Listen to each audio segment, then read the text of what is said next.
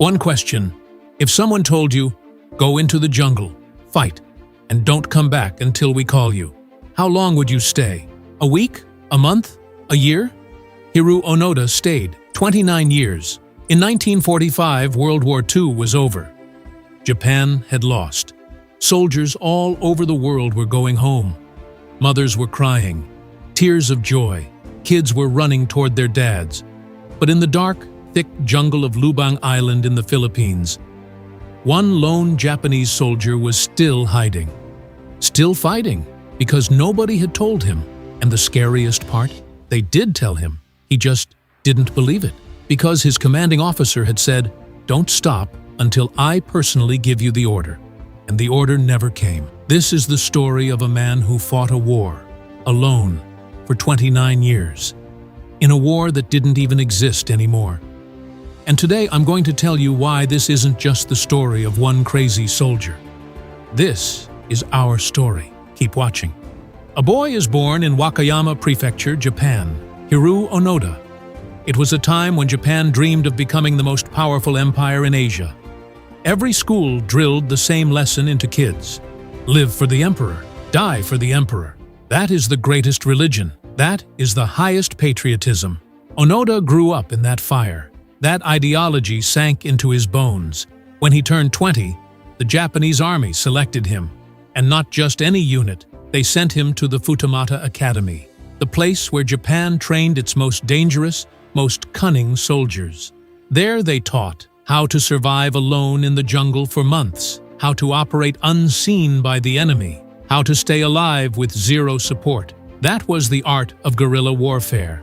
And it was in that academy that his commander, Major Yoshimi Taniguchi, gave him one order that became his entire life. Never give up, no matter what happens, until I myself come and tell you, keep fighting. That's it. One sentence. In 1944, Onoda was sent to Lubang Island in the Philippines.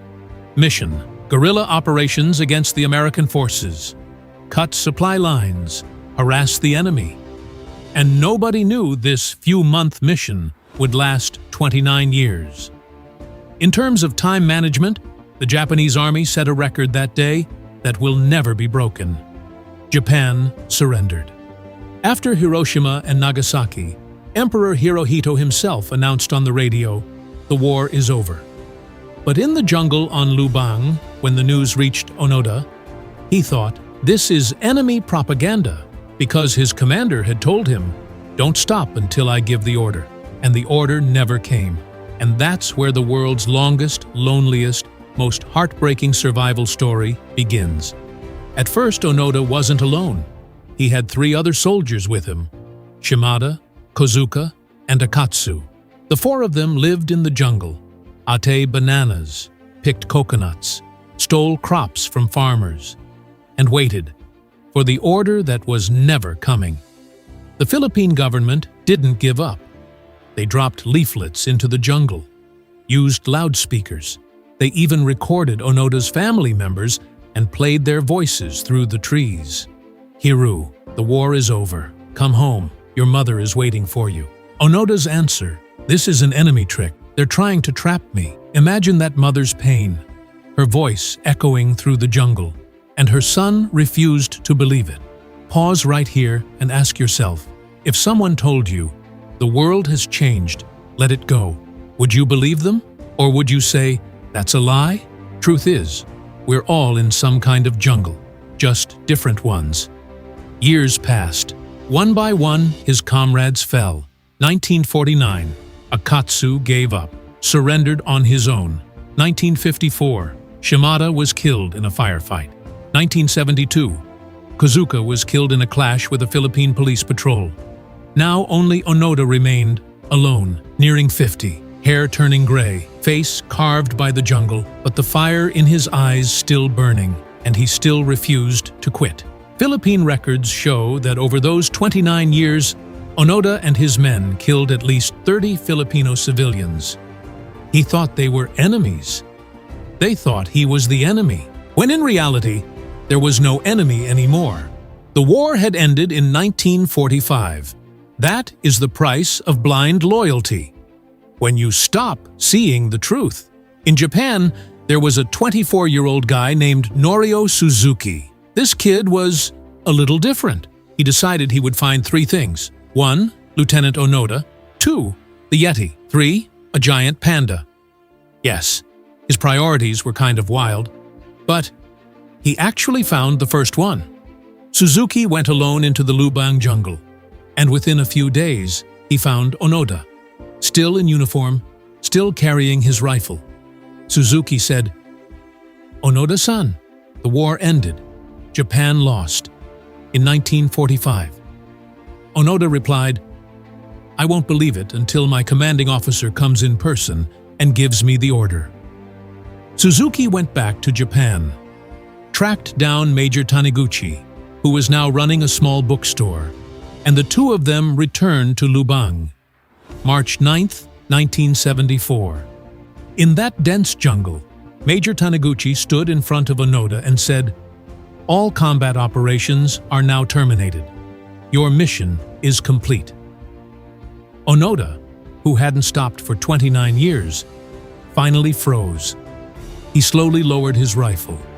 Tears streamed from his eyes. At 52 years old, Hiroo Onoda walked out of the jungle. The moment he emerged, media from around the world swarmed him. In Japan, hero, warrior, front-page news. In the Philippines, criminal. Because 30 innocent people had died because of him. One man, seen as 2 completely different characters by 2 different countries. And the biggest question, was Onoda wrong? Was he crazy? Or was he a victim of a system that never taught him how to think? The Japanese government offered him back pay, pension. He refused. Later, he gave all that money to the Philippine government for the families destroyed by his actions. Perhaps that was his apology. Without words. In 1975, he moved to Brazil, bought a farm, lived a quiet life. In 2014, at the age of 91, Hiroo Onoda said goodbye to this world. A life that began in the fire of war and ended on a silent farm in Brazil. So friends, what do we learn from Onoda's story? First, there's a difference between loyalty and blindness. Onoda was loyal, but so loyal, he shut off his own mind. When an ideology sinks in that deep, a person stops seeing reality. Second, sometimes the greatest courage is to surrender. Onoda kept fighting for 29 years, but what did he gain? The jungle swallowed the most beautiful years of his life. Third, and this is the most important, challenge what you believe. Every single day. Because the world keeps changing. And if you don't change, you'll stay lost in your own jungle. We all have an Onoda inside us. Some are stuck in the jungle of an old relationship. Some in the jungle of a failed career. Some in the jungle of outdated beliefs. The question is, when will your commanding officer show up? Or will you walk out yourself? Onoda's greatest tragedy wasn't that he spent 29 years in the jungle. His greatest tragedy was that the war he gave his entire youth to had already ended in 1945. If you liked the video, make sure to like and subscribe. In the comments, tell me, in your eyes, was Onoda a hero or a victim? See you in the next video with another story.